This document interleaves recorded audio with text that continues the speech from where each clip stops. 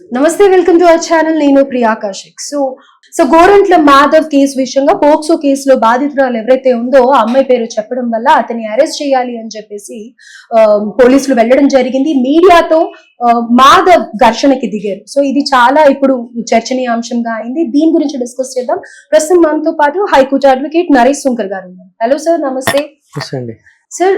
So Gorantla Madhav POCSO కేసులో బాధితురాలు గురించి పేరు చెప్పారు అని చెప్పేసి అరెస్ట్ చేయాలి అనుకున్నారు. అంటే ఇప్పుడు వరకు చూసుకుంటే వంశీ కానీ లేకపోతే పోసాని కానీ అదర్వైజ్ మిగతా వాళ్ళు కూడా అందరినీ అరెస్ట్ చేసుకుంటూ వెళ్తూ ఉన్నారు. ఇదే విషయంగా మరి ఇది ఎప్పుడో జరిగిన ఇన్సిడెంట్ కి ఇప్పుడు ఇతన్ని అరెస్ట్ చేస్తున్నారు అని అంటున్నారు కదా, దీన్ని ఎలా చూడాలి అంటున్నారు? అండ్ ఈ పోక్సో కేసు గురించి ఏంటి అనేది మాకు తెలుసు. ప్రజాస్వామ్యంలో 3 యంత్రాంగాలు ఉంటాయండి: లెజిస్లేటివ్, ఎగ్జిక్యూటివ్, జ్యుడిషియరీ. జ్యుడిషియరీ అంటే కోర్టులు, వ్యవస్థ, మనకు తెలిసిన విషయం. ఇక మిగిలిన 2 ఎగ్జిక్యూటివ్, పోలీసులు అంటే ఐఏఎస్లు కానీ ఐపీఎస్లు కానీ ఎంఆర్ఓ కానీ యంత్రాంగం.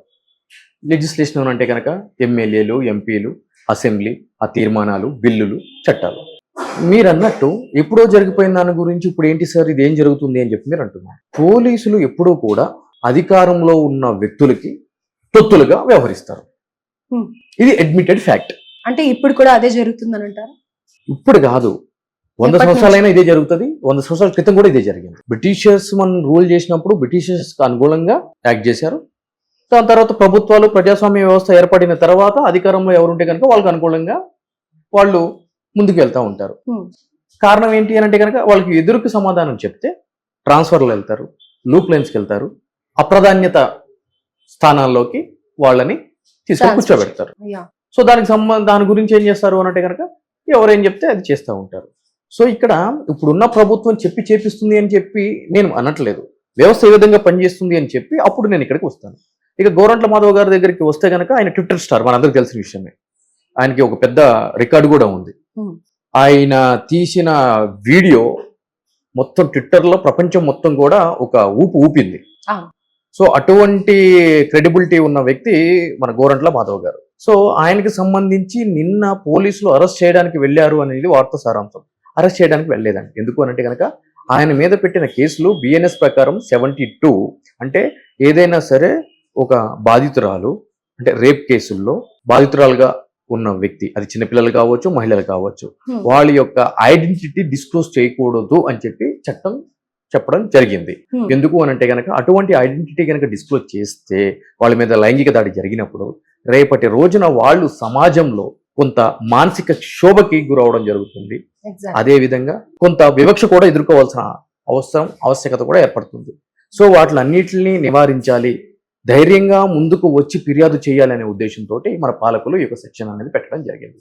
సో ఆ విధంగా బయటికి చెప్పడమే కాదు, పబ్లిష్ చేసిన పోస్టులు చేసిన మీడియా మీద కానీ, న్యూస్ పేపర్స్ మీద కానీ, సోషల్ మీడియాల మీద కానీ, అటువంటి వ్యక్తుల మీద కానీ ఎవరి మీదైనా కూడా ఈ యొక్క సెక్షన్ ప్రకారము కేసు రిజిస్టర్ చేయొచ్చు. అదేవిధంగా సెక్షన్ 79 ఆఫ్ ది బిఎన్ఎస్ అదేం చెప్తుంది అని అంటే కనుక ఒక మహిళని కించపరిచే విధంగా గెస్చర్స్ అంటే సైగలు చేసిన, ఆ విధంగా ప్రవర్తించిన శిక్ష అని చెప్పని ఆ యొక్క సెక్షన్ అనేది చెప్పడం జరుగుతుంది.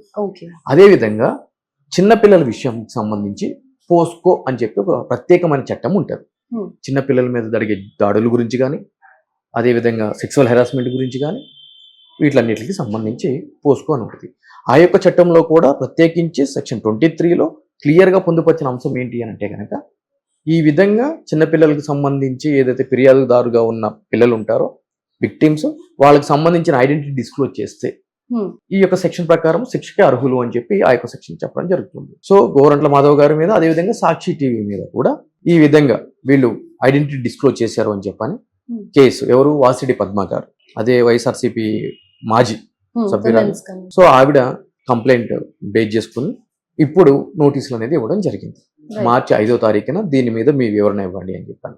ఎందుకు నోటీసులు ఇచ్చారు, ఎందుకు అరెస్ట్ చేయలేదు అని అంటే కనుక 7 సంవత్సరాల లోపు శిక్ష పడే అవకాశం ఉన్న నేరాలకు సంబంధించి అరెస్ట్ చేయొద్దు అని చెప్పి సుప్రీంకోర్టు వారు నిబంధనలు అనేది ఉండటం జరిగింది.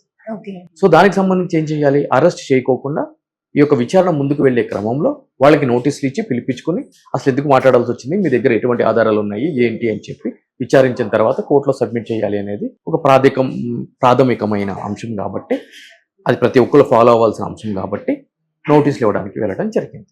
ఓకే. సో దానికి సంబంధించి ఒక సెక్టార్ మీడియా అరెస్ట్ చేయడానికి వెళ్ళారు అని చెప్పి చెప్పడం జరిగింది, కానీ లేదండి ఇంకా నోటీస్ అరెస్ట్ చేయలేదు, జస్ట్ నోటీస్ అరెస్ట్ చేయడానికి ఆస్కారం లేని కేసు ఇదండి, రైట్. నోటీసులు ఇవ్వడానికి వెళ్ళండి. సో ఫుల్ డీటెయిల్స్ అయితే అది. సో ఫ్రీడమ్ ఆఫ్ స్పీచ్ ఉంది అని చెప్పి ఎలా అంటే అలా మాట్లాడడానికి లేదు. అండ్ ఎర్లియర్ ఆయన కూడా ఒక పోలీస్ డిపార్ట్మెంట్ లో వర్క్ చేశారు. సో అలాంటప్పుడు he must be very much cautious. అలాంటి పర్సన్ ఇలాంటి మాటలు మాట్లాడారు అంటే దర్ యూజింగ్ ఆర్ రైట్స్ అని అనేసి చెప్పుకోవచ్చు ఇక్కడ, రైట్? లేదండి, దీన్ని ఏమంటారు అంటే కనుక ఒళ్ళు బలుపు అంటారు. ఓకే. బాగా బలిచిపోయినప్పుడు ఏమైతుంది అని అంటే కనుక, మనం ఎంపీ కదా, నేను రూలింగ్ గవర్నమెంట్ లో ఉన్న ఎంపీని కదా, నన్ను ఎవడేం పీకుతాడు, ఓకేనా, ఆంబూతులాగా అందరి మీద పడిపోతాను, నేను ఫార్మర్ సిఐ కూడా చేశా కదా, జేసీ దివాకర్ రెడ్డి మీద ఇట్లా కొట్టి నేను ఎంపీ టికెట్ తెచ్చుకున్నాను, నన్ను ఎవడేం పీకుతాడులే అనే ఒక భయంకరమైన భావం లోపల ఉండిపోవడం చేత ఇటువంటి మాటలు మాట్లాడతారు. రైట్. సో విచక్షణ, చదువు, మనం చేసిన ఉద్యోగం, ఇవన్నిటిని దృష్టిలో పెట్టుకుంటే మాత్రం ఎవరు ఈ విధంగా చేయరు.